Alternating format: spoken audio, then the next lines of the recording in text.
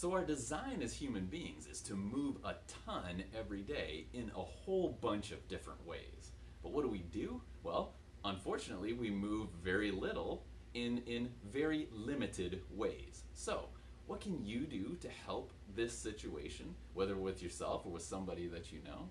Well, the key thing is to seek out movement. And yes, there's all the things that sometimes we do, sometimes we don't, that we know about, like parking far away from where you're actually walking into, using the stairs instead of the escalator and the elevator, those big things.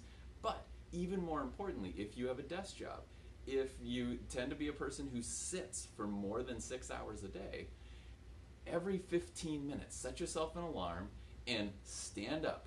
Stretch yourself out. Do some spinal movements, some spinal twists. Lift those arms up above the head and then sit back down. Every 15 minutes you'll be amazed at the improvement.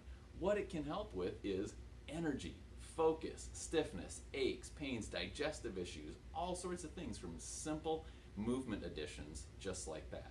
And now here's your assignment. At the end of each day, if your goal is to improve health, you have to think about how you're doing physically and to combat the physical stress that we're under.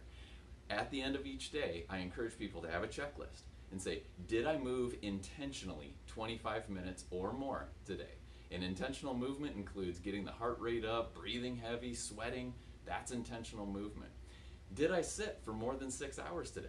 Or did I sit for less than 6 hours today, which is significantly beneficial?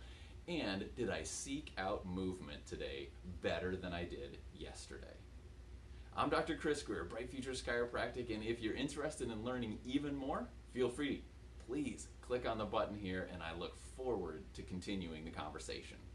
Enjoy your day.